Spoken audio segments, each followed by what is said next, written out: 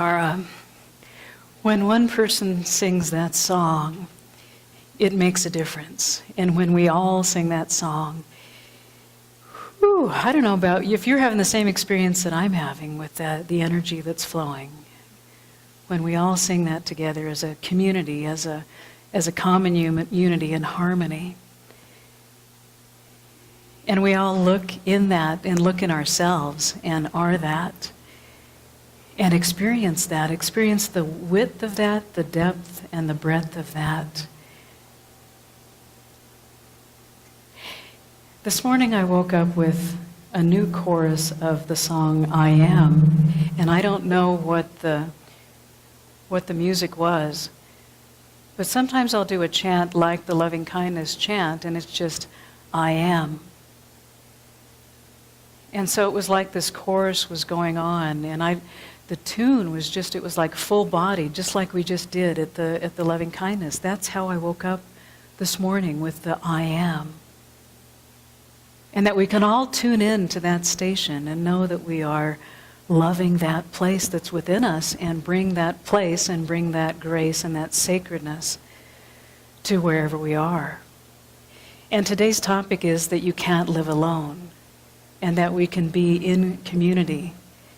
And I love how Spirit had pre-planned this way back in the fall about how we can be and just be, and be even more present. Our presence is enough. I was talking with some people this morning, and our presence is enough. And to just be in that. And then there was beautiful Ava, who says, it's a happy day. And she's quotable, it's a happy day. And I was at a restaurant the other day, and the waiter, who sees me now and then, because that's my way of cooking, is I usually make reservations. That's the way I like to cook. He says, how come you're so happy every time I see you? And I said, life is good. And he proceeded to tell me about what was good in his life. And my just being at that restaurant and being present allowed him to have an experience of what was good in his life, and to share that. And then I'm sure that permeated outward, and because of his permeability and his sharing, he was able to just be and be present in that. So as I look at community, as I look at asking from the great I am perspective, as I woke up with that song this morning, I think, how am I that great I am? How am I, and how am I being? How am I being present? And I'm a member of this community. I love being a member of this community. And how are you doing? Yeah, so I see some thumbs, and I see some nods of the heads. How are you doing? And at the end of the service, we have a meet and greet, and we can extend our handshake and say, I'm present with you. I am here, right here, and I'm greeting the divinity that's within you. The divinity within me is greeting the divinity within us. So where shall we go together? Where would we like to go? How are we in this moment, and where would we like to go together?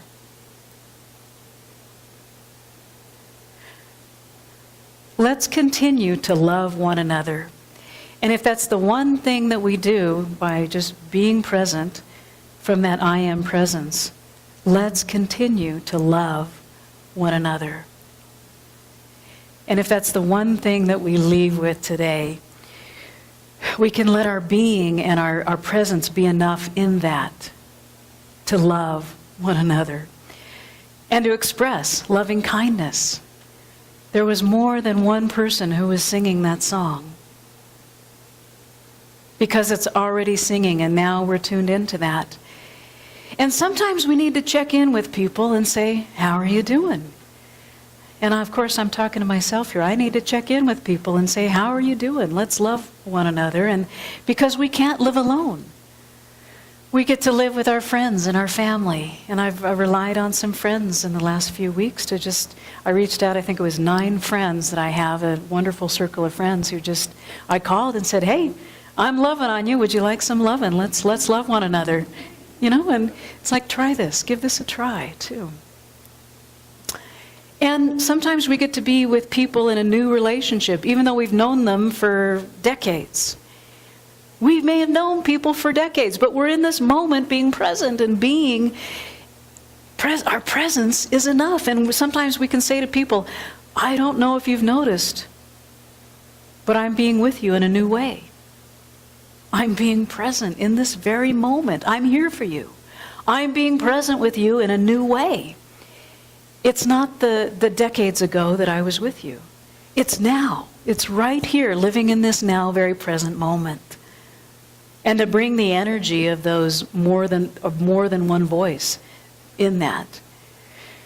It was great that we had some coffee and conversations this week, and people showed up and it was great to engage and to listen what makes their heart sing. And to give themselves credit, to give ourselves credit for being who we are, and that it's all of where we've been and all of where we're going that provides us strength, and it provides us the peace that's emerging. It provides us the love that abounds. It provides us the compassion that expresses. And to say that, I don't know if you've noticed, but I'm here for you. I'm here. And our presence is enough. And so I know that we're all doing the best that we can. At any one given time, we're all doing the best. And to give ourselves credit in that. And then sometimes we make mistakes. Sometimes I make mistakes. Sometimes I've been busy and I have this vision and I'm supporting people in living their vision. And sometimes we're on whatever this track is, and sometimes I've forgotten to just stop and take some time. To just stop and take a breath. Why don't we all do that together? We just stop and slow down a bit and take a breath. And we can do this for ourselves throughout the day. To take a breath. And to know that as long as we have this breath, we have something to share. To just stop and take a breath and be in that very present presence. And to smell those roses that are there, and to be part of the process, and to trust whatever that process is. And sometimes I may get to be building bridges, and I need to breathe. I need to breathe and know that that bridge is already built. It's already in the mind of spirit. And it's already coming from this place of being in the heart. And so as long as we have that breath, we can take a moment, give ourselves that moment in time. So we can just take a breath right here and know that we can rely upon that tool at any time. And sometimes I deep breathe. I breathe deeper than others. And we're in this meditation class. I breathe more deeply than others. And many in our culture, we breathe in our upper body and not totally down through the ground and through our toes or out all of our radius that we have of our breath. And to know that we have that expansiveness, that we have this tool of expansiveness that we can use to our benefit.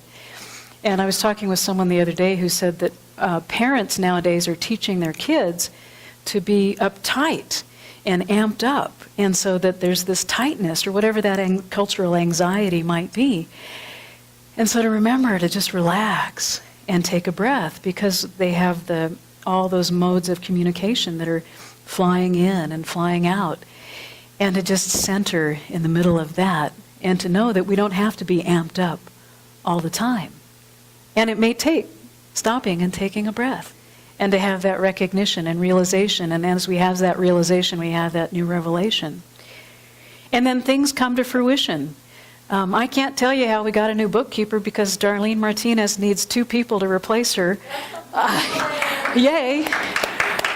And she's promising to hang around. She's already done some things from home, which is like, it was a beautiful gift. It was like having Christmas early. Oh my gosh. And I don't know how things happen. I don't know how, but just to set the intent that we needed to have whatever thrive from her legacy and build on her shoulders and foundation. And I had sent out one email to a friend, again, this wonderful network of friends that keep us buoyant. And I couldn't have told you how that came about. And then here we were sitting in Darlene's office, and a call came in and said, wow, have you considered this? I couldn't have told you how that would have come about.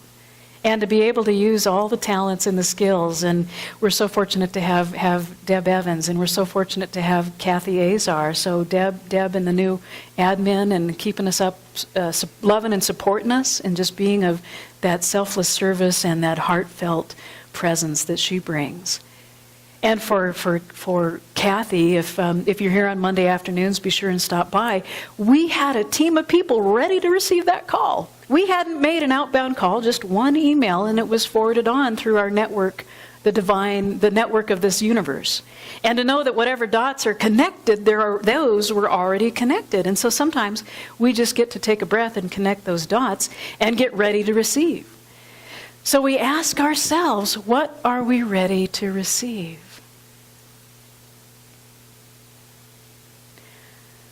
I'm ready to receive that call. I'm ready to receive the highest and best. And I know that perhaps life doesn't have to be rough. You know, Craigslist, yeah, sure, after we'd posted things on internally, yeah, we put it out on Craigslist. But we didn't have to field a whole bunch of millions in the stadiums of people. We already just held up our baseball glove and the universe said, catch. You know? So life doesn't have to be rough. What are we ready to receive? What are we ready to receive? So we're all making choices, and all of us have the right and responsibility to make choices and to move forward in our life and to celebrate and be grateful. Imagine waking up every day with whatever that I am chorus, or the loving kindness, or the love, to be cradled in the arms of a loved one. We can't be cradled in the arms of a loved one, or be riding on a jet ski and be in anxiety or fear or whatever that is. There's a difference. There's a difference in that energy. And I know that we're all making that choices from that place of energy that we're bringing. And all of us have that right and responsibility to make choices. And I encourage us to make the highest and best choices. We all have that divine right. We all have that freedom.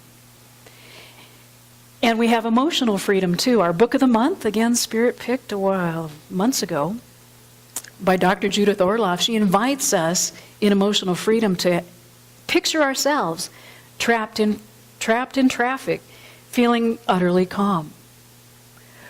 Ooh, we might take that breath. Yeah. And to realize that we're in the driver's seat and that we have Spirit as the co-pilot.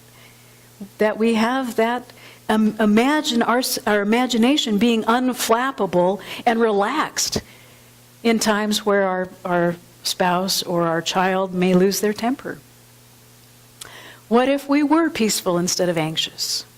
What if our life was filled with nurturing relationships and a warm sense of belonging?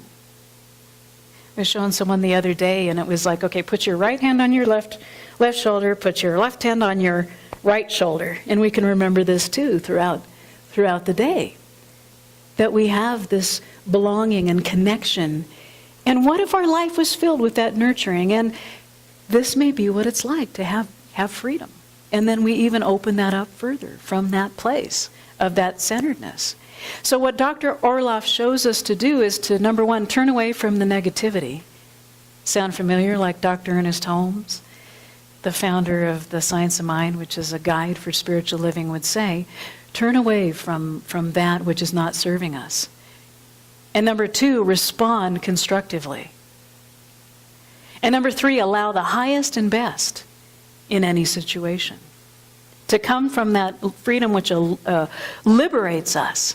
It liberates us from that anxiety, from the depression, from the anger, from the fear. So it's good to share time. It's good to take a breath and share time. And to realize why we are here. And to offer each other what we can offer to the world. We can offer from that place of freedom. And sometimes it takes shifting gears. Sometimes it takes forgiveness. Sometimes it takes being seen. Sometimes it takes opening our hearts. Opening up the windows, like that song, opening up the windows on the page that's unwritten. And if there's a page that's not working for us, we get to turn that page and not get stuck on that page. We turn over that new leaf. We turn over and knowing that blossoming is just around the corner of that new chapter. We don't need to quit. We don't know. Sometimes I'll read the back of the book because it's fun and it's curious. Sometimes I'm curious and I want to know. So we may not get stuck on that one page. So sometimes it takes shifting gears. Robert Smith says that stress is the body's reaction to perception. So when we get rid of the belief that things should be different, we're at peace. We turn our own inner page. And it's that book that's unwritten that we begin to then write and experience. And sometimes there's a call to reframe our life. Sometimes there's a call to reframe a relationship. Sometimes there's that inner call that just says, I'm going to take a breath and breathe more deeply. Sometimes we get to identify the good intention in myself. Sometimes I get to define a good intention. We all have positive intent behind whatever our actions are. As we've turned away from whatever that negative thing is, as we look at being more constructive and productive and free in our lives, we get to turn that page and realize that we can identify the good intentions in our life. The essence, the divine essence of the good intention that's already there. And a friend of a friend had lost the amount of weight of about 3 people. And what he did was he turned the page on his experience. And he did not get stuck in that chapter in his life. He moved forward and he said that I am valuable. I am worth it. I am worthy. I have this body temple that I can move more freely with. And he made a decision. He made a choice that allowed him to be freed up. He made a choice. We have shared values in this community, and we chose that. We chose that last spring. That's about love, to love one another. Peace, to have more peace in our hearts, and to express that, know that that emerges creatively. And sometimes when we have love and peace and all of that showing up, sometimes things show up that's unlike it, which helps clear the way for that to be liberated. Hopefully gently so. To have more gentle breakthroughs, hopefully to be kind and have loving kindness with ourselves, compassion with ourselves, not just with others, but with ourselves. So we can begin to show up even more about these shared values and have that be very prevalent and present in our life, because our being that is enough. Our being present is enough. We can be love, we can be joy, we can be peace and abundance and acceptance and gratitude. And by celebrating those qualities, those spiritual qualities already, we can honor that and respect that in ourselves and respect that in others. And to know that we are this community where we have teaching and healing of hearts and leading inspired lives. We have a vision to create a world of love and abundance and acceptance. And I love when Lou Similori stands up here and says that. My heart really resonates with that. And our acceptance and including all of it and embracing all of it. So here at the center, here we have a great place. We have a great place to celebrate. We can relax, we can have some fun, we can take a look around, and chances are we'll find people just like us. Chances are that that's one of the reasons we're here, in that acceptance. And so we're in this spiritual community and it's thriving, and we know that we have spiritual practices and we have principles that we can live by and we can rely on. Much like we know that there's air that we breathe. We can take a breath right here and see how we're being. And a friend of mine had a sister who was always finding fault in her, and for years she just knew she was never going to be able to please her. And what she did was she began to extend loving kindness from her heart. And she realized that she was responsible, much like Ava Johnson said this morning, is it's a happy day. She began to realize that she was responsible for her own happiness, for her own joy. And much like Ava says, it's a happy day. Or like sitting at the restaurant saying, wow, how are you? And how do you be so joyful all the time? Or much of the time? What my focus is here is to really take the loving kindness to heart. And to practice this and to look out through those eyes. What I'm looking for is what I'm looking with, and I know that I'm looking through these eyes of loving kindness. And so my focus, and I extend an invitation to each and every one of us, is to walk together and to just ask ourselves, what does community look like? What does it look like? We can co-create. How best can we treat one another? How do I love one another when I go home? How can we build from this bridge of loving kindness? How can we support one another? How do we love one another?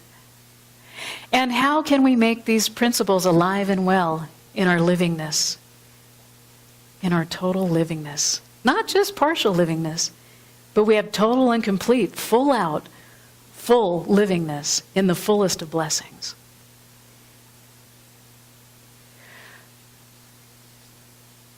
And to know that we're on course, we're on a pathway, and whatever pathway we're on is appropriate. Because we're on it, right? And if we want to choose again, we do. And I've got some friends, I used to do some dog agility, and there's some mixed philosophies whether you should do like a tug rope as a reward for a dog. And what it does is it gives the dog a focus like a reward after they've done really, really good, and it changes that focus.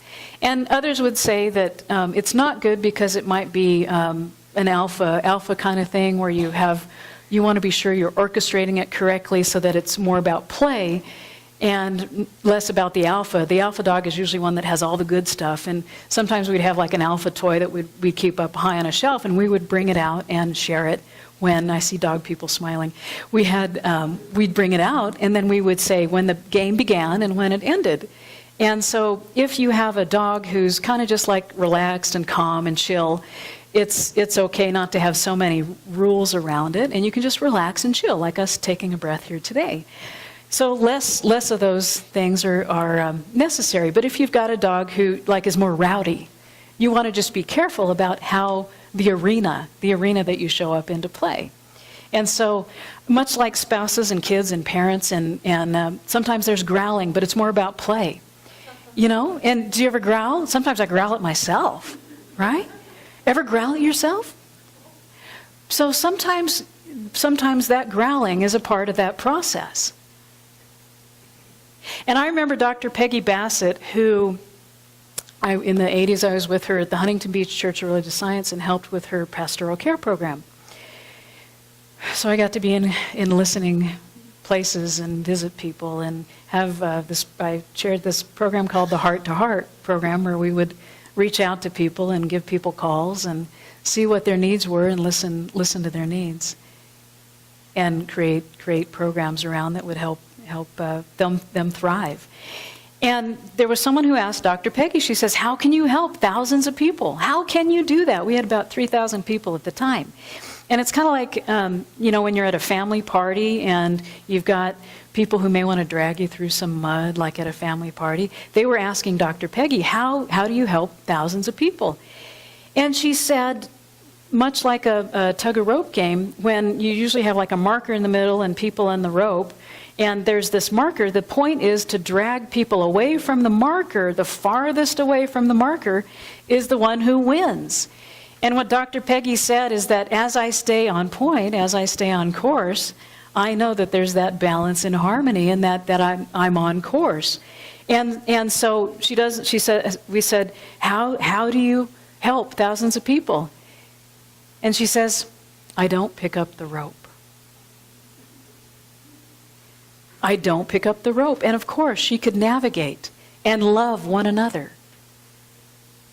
We got to come from loving kindness in that environment and not pick up the rope, but to be on course in our own lives and to be inspired by that.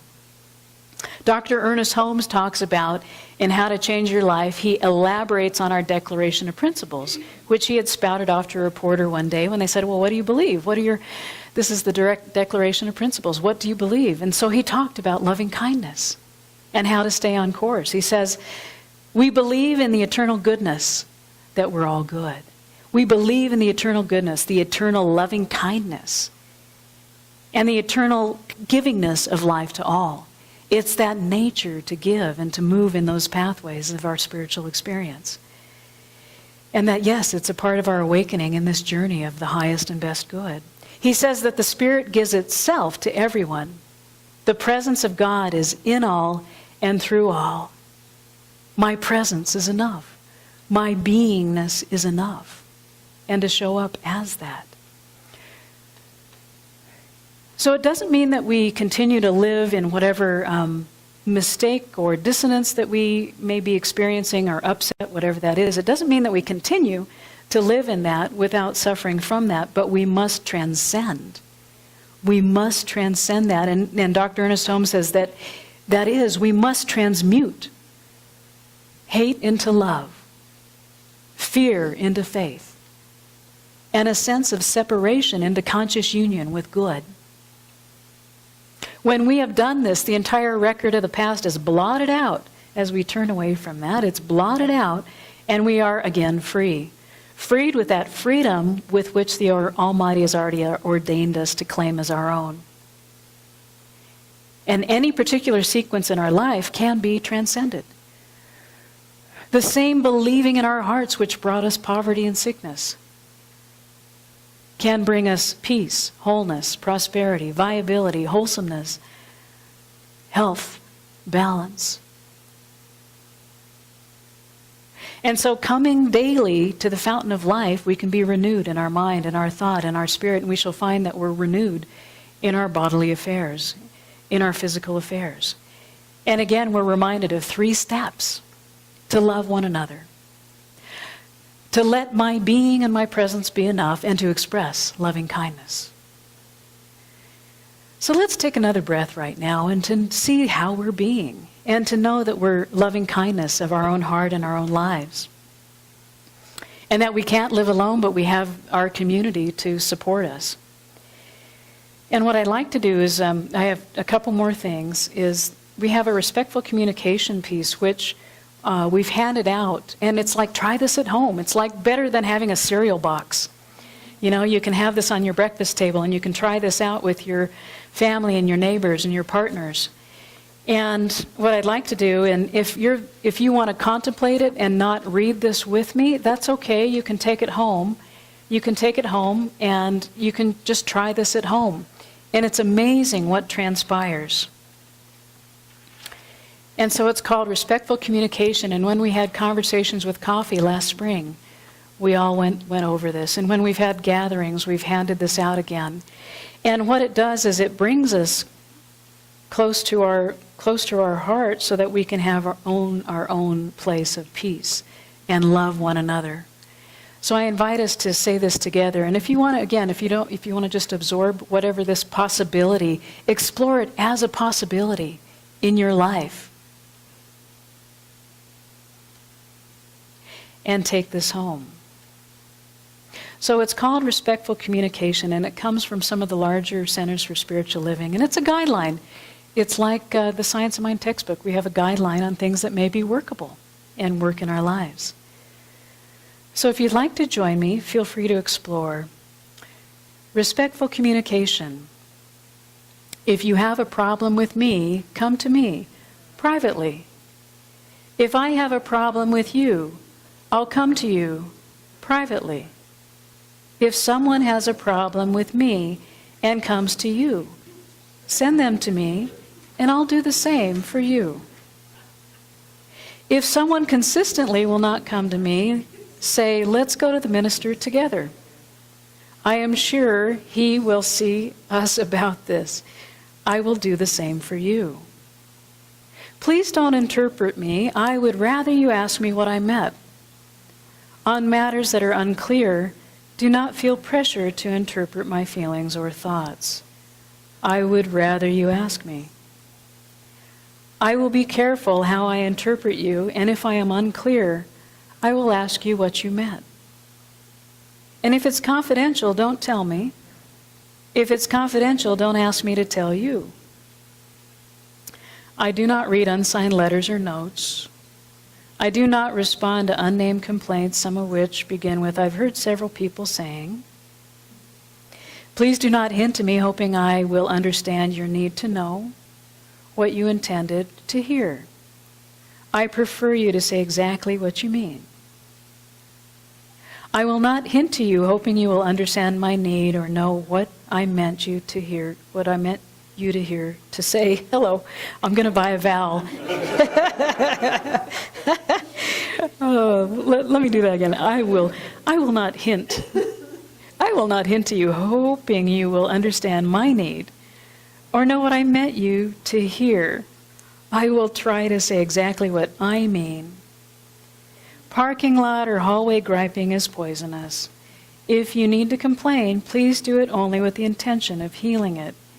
And even then, tell only the one who can do something about it, and I will do the same. When in doubt, just say it. The only dumb question is the only one that doesn't get asked. Please believe that my intent is honorable and in the best interests of the center. Do not take what I say personally. You may not understand why I say and do some things because of confidentiality. Because of confidentiality, trust that everything is working for the highest good. So I think we can know that in our lives, and then as we are in community, that we can trust that things are coming together for the highest good. And in times of adjustment, sometimes we need to call upon the universal principles and practices that we have.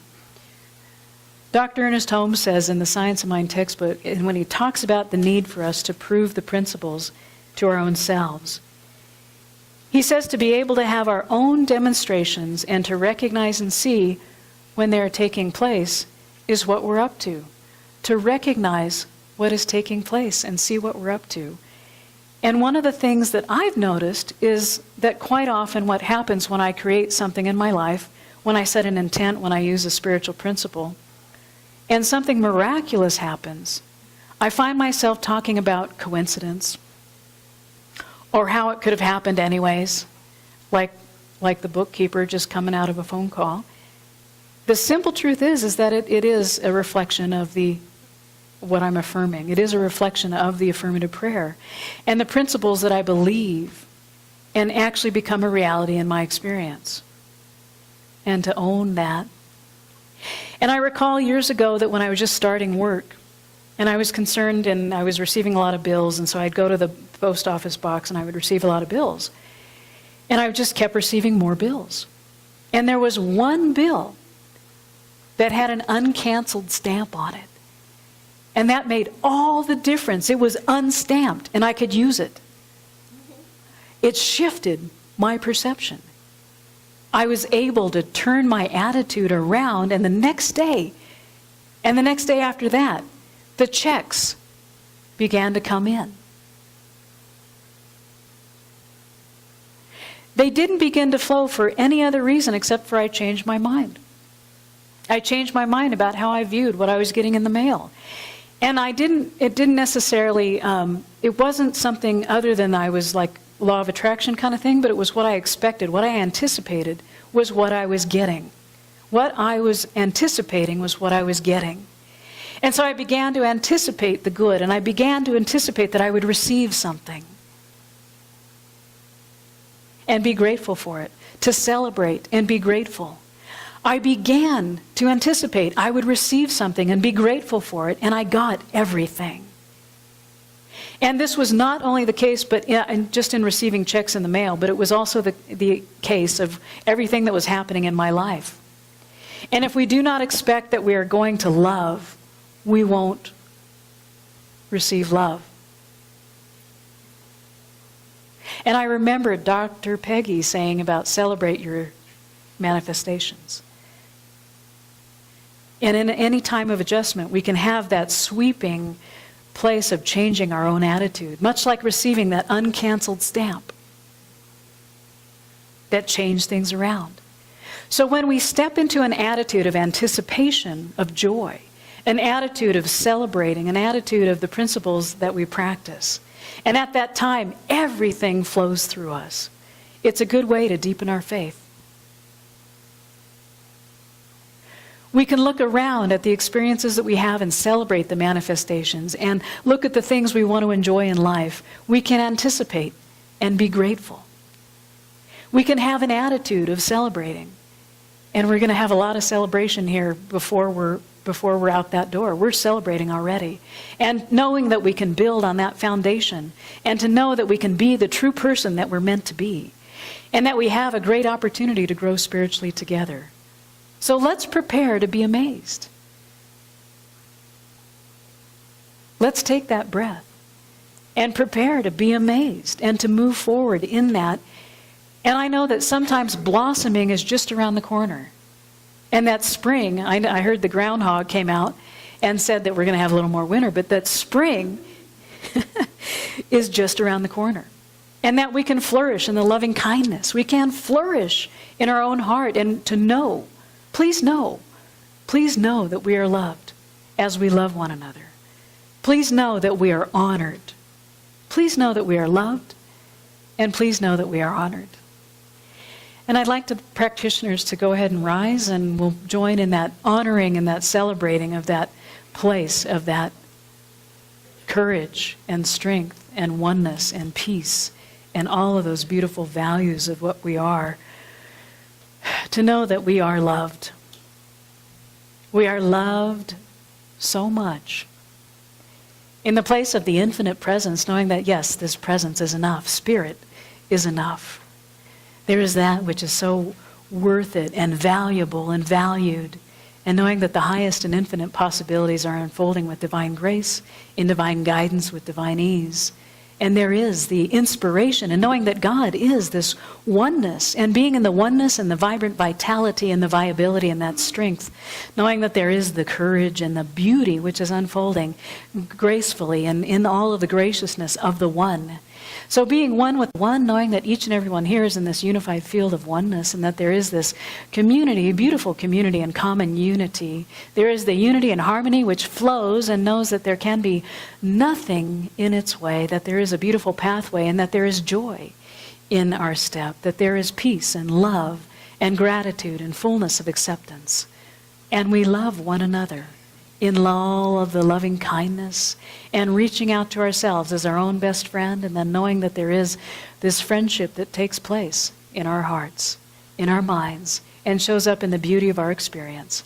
I am so grateful for this time together in celebrating and being grateful right here and right now. So I release this prayer, knowing with full confidence, calm, and poise, it is complete. And so be it, and so it is. And so it is. And please join for some moments of stillness.